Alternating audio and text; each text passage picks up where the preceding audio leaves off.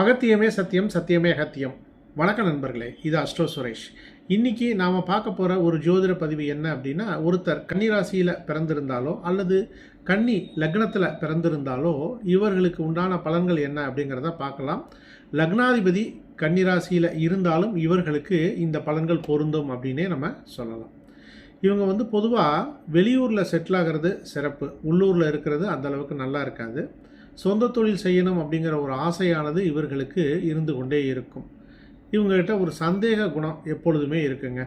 லக்னாதிபதி பார்த்தீங்க அப்படின்னா 10ஆம் அதிபதியாக வருவார். யார்? லக்னாதிபதி புதன். இவரே 10ஆம் அதிபதியாக வருவார். அப்போது பிஸ்னஸ் மைண்டுங்கிறது தான் எல்லா விஷயத்துலையும் இவங்களுக்கு அதிகமாக இருக்கும்.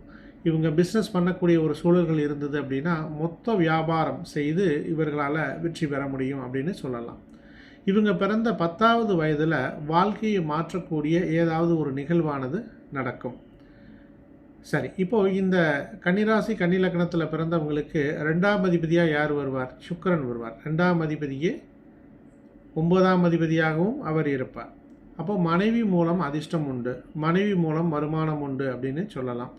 மனைவியோட குடும்பத்தில் டீச்சரோ இல்லை ஒரு மேடை பேச்சாளரோ இருப்பதற்கான ஒரு வாய்ப்புகள் உண்டு. அடுத்து இந்த கன்னிராசி கன்னி லக்னக்காரங்களுக்கு 3ஆம் அதிபதியாக யார் வருவார்? செவ்வாய். அவரே 8ஆம் அதிபதி.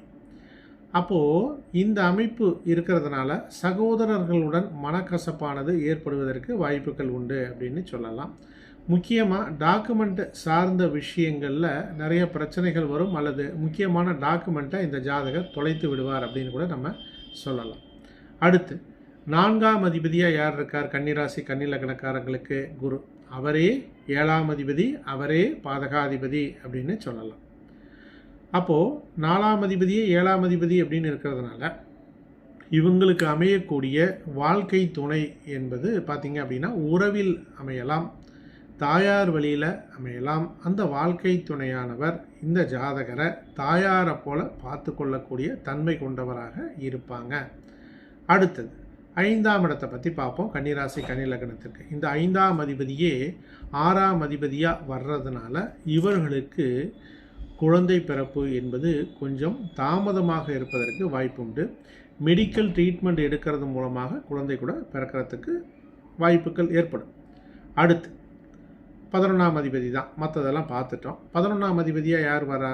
சந்திரன் வரார். அப்போ என்ன சொல்லலாம்? மூத்த சகோதரம் மூலமாக அதிர்ஷ்டம், ஆதாயம் உண்டு, லாபம் உண்டு அப்படின்னு சொல்லலாம் 11ஆம் பாவமாக வர்றதுனால. அதே மாதிரி வேலையாட்கள் ஒரு நல்லபடியாக அமைவாங்க. வேலையாட்கள் இவங்களுக்கு நம்பிக்கைக்குரியவராக இருப்பாங்க. அடுத்து 12ஆம் இடத்தை பார்க்கணும். 12ஆம் இடம் என்பது இந்த கன்னிராசி கன்னி லக்னக்காரர்களுக்கு சூரியனாக வரும். என்ன மாதிரியான இவங்க வாழ்க்கை இருக்கும்னா, வாழ்க்கை துணை, சரியா, கணவனோ மனைவியோ வாழ்க்கை துணையினுடைய பேச்சை கேட்டுத்தான் நடக்க வேண்டும்.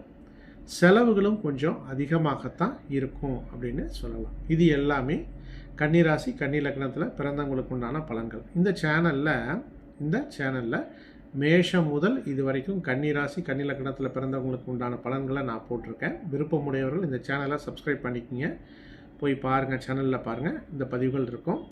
அப்போ தான் நான் சப்ஸ்கிரைப் பண்ணிக்கிட்டிங்கன்னா நான் போடக்கூடிய பதிவுகள் உங்களுக்கு உடனுக்குடன் வந்து சேரும். நண்பர்களே, உங்களுடைய ஜாதகத்தை முழுமையாக ஆய்வு செய்து பலன்களை தெரிந்து கொள்ள வேண்டும் என்று விரும்பினாலோ அல்லது ஜோதிடம் வாட்ஸ்அப் மூலமாக கற்றுக்கொள்ள வேண்டும் என்று விரும்பினாலோ என்னை தொடர்பு கொள்ளுங்கள்.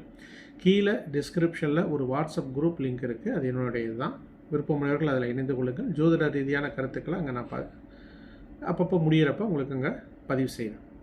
சரி, மீண்டும் மற்றும் ஒரு பதிவுடன் நாளைக்கு நான் உங்களை சந்திக்கின்றேன். அகத்தியமே சத்தியம், சத்தியமே அகத்தியம். நன்றி நண்பர்களே.